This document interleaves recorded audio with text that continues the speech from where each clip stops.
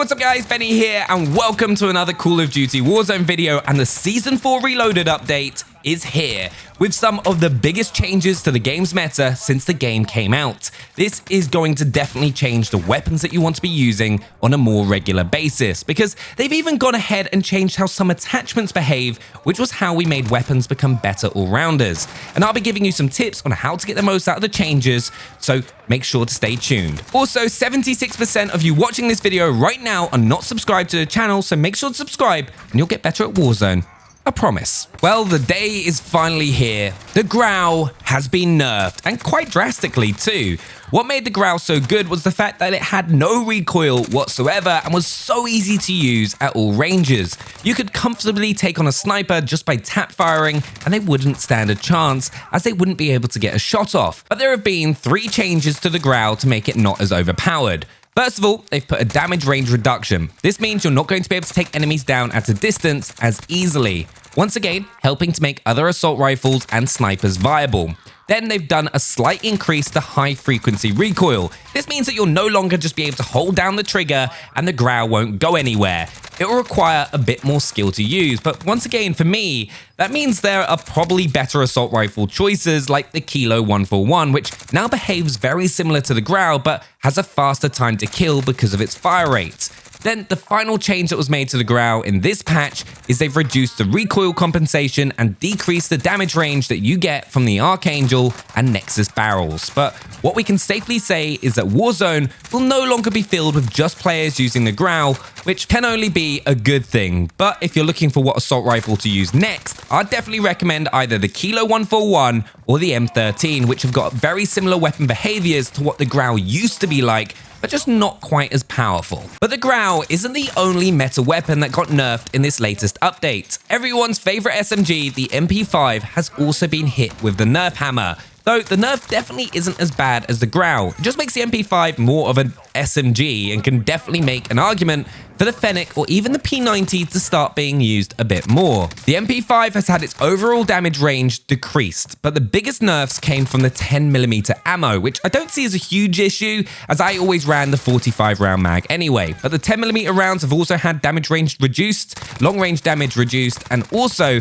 an increase to the Mp5's recoil when using the 10mm round, so you'll probably want to keep using the 45 round mag. Personally, I'm just intrigued because no other SMGs have been buffed or changed, so it'll probably help create a bit more of a level playing field among the SMGs. Make sure to let me know which one you're going to be using down in the comments below. Now, in the Season 4 Reloaded update, not many assault rifles or SMGs were buffed, other than the Grau and the Mp5. Infinity Ward seemed quite happy with the game's gun balance, other than for 2 weapons that fall short in Warzone because of their clip size, and that is the Scar and Odin assault rifles. Like, I'll be honest, I never used the Odin because even with the extended mag, it was hard to take down multiple opponents, but there's now a real argument to use the Odin, especially because it got 2 buffs in this update. But one of the buffs that will definitely go under the radar to most players unless you watch this video or read the patch notes is the fact that stopping power rounds now apply to headshots, with only 2 weapons going from a 2-shot kill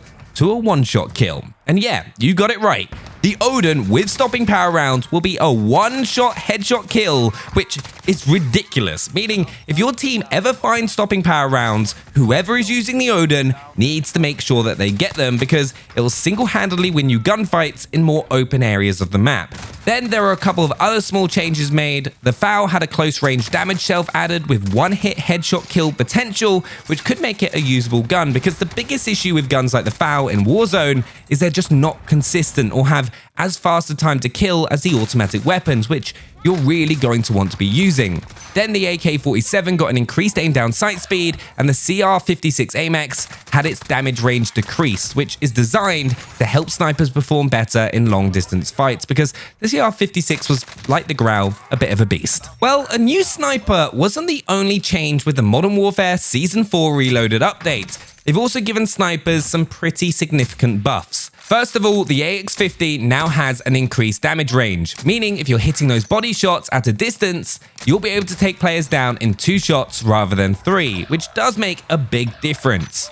Then the HDR has also been changed to give you a guaranteed one-hit kill to the lower torso at any range. This is as long as armor is broken, so what that means is you'll always be able to get a sniper kill with 2 shots at any distance with the HDR, and of course, a one-shot kill to the head. These changes are definitely going to change the meta, with more players starting to use an assault rifle sniper combo since the Grau won't be as good at long range anymore. The Kar 98K also got a buff, which to me makes sense as it will help balance the Rytec AMR and not make it blatantly overpowered. The Kar 98K has increased ADS speed, a small decrease to its hip fire spread, which isn't very important if you're using the sniper properly, and then it also got increased damage range. Snipers are definitely going to once again be some of the best in class in long distance gunfights, just like they should be. But interesting enough, the Dragunov also got a buff, increasing ADS speed, a 2-hit kill minimum, the gun recoil returns to the center more,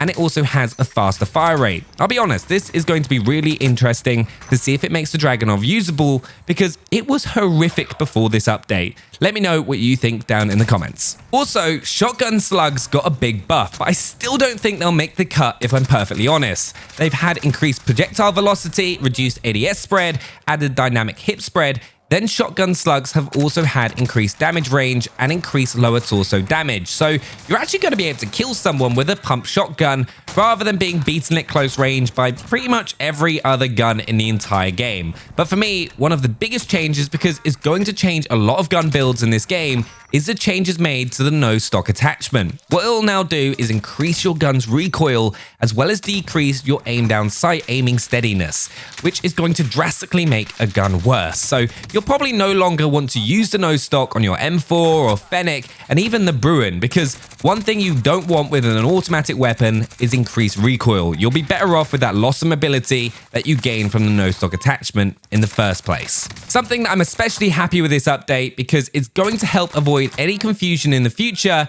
if someone has a self-res, or if you're just asking your teammates constantly, was that a wipe? Is that in your kill feed? Now once you've wiped an enemy squad, you'll get a team wiped message appear in the kill feed for everyone in your squad to see. This is going to be especially helpful in tournaments when you're playing at a really fast pace and when you come across 2 squads that are fighting each other, because you'll know when one of those teams is finished. It's a small update, but one that really does make a difference to your gameplay, if I'm being honest. Also, something I'm super happy about is that you'll now be a lot less likely to get the airspace too crowded notification when you go to call in your airstrike, because 3 precision airstrikes can now be called in at once, but within a distance restriction. This was probably implemented because of those 200-player lobbies. It's not a huge change, but one you'll appreciate when you can actually get your airstrike off to wipe a squad. Well, it's time for a change in the Gulag, and it's going to be an interesting time, and I think could be a strange time for the Gulag, because it's now semi-auto rifles and snipers, as well as just fists and a throwing knife loadout to use. So that'll be fun to try out, but one thing I would advise, especially with snipers, is don't be afraid to melee if you can't get your shot off, because it'll be seriously powerful against players that aren't expecting it. Now, I can't not talk about the brand new Rytec AMR, because it's probably one of the most exciting things with the new Season 4 update. It's described as a semi-automatic anti-material rifle. It's chambered with a 50 cal BMG for dominant long-range assaults. A 25x59mm high explosive payload variant is officially listed as experimental, but has been deployed on multiple classified missions with great effectiveness. But first of all, you'll have to complete an in-game challenge to unlock it, which is to get 3 quickscope kills using sniper or marksman rifles in 15 different matches. Personally, with all the buffs made, I'd recommend using the Kar 98K to get those quickscope kills, as it's got the fastest ADS for those one-shot kills. It will definitely help you out. But the Rytec itself also has explosive rounds, which is going to be amazing for taking out vehicles and potentially a reason to use it in Warzone over other snipers, as it could be the only counter to trophy system vehicles. But it's only a good thing that another sniper has been added into the game, and by the sounds of these updates, they're going to be a lot more usable in the game's meta. Also, 200-player lobbies are now available for quads, which is amazing by the way, though contracts do seem to disappear very quickly as you do have 50 squads trying to grab them as quickly as they can. Now remember, there are still a load of updates coming to the season that we found out about recently, but they are not in this particular update. We'll be getting the new limited time modes like Juggernaut Royale very shortly, probably next week or the week after. But this update has made a ton of changes, and also, if the Rytec AMR isn't a one-shot kill headshot, do you think that should be changed? Personally, I do. It's a 50 cal bullet, and I can't imagine anyone, even with armor, surviving a 50 cal to the head. So hopefully Infinity Ward make that change, or there's a particular weapon build that we can use to make it a one-shot kill headshot. But there we have it. Overall, it's a really good update, and I'm excited to see how the changes change things up in Warzone. I'm really excited to use the new sniper as well as trying out the Odin to see how that fares with the changes. But let me know what you think down in the comments below, and click on screen for more Warzone content, and I'll see you there.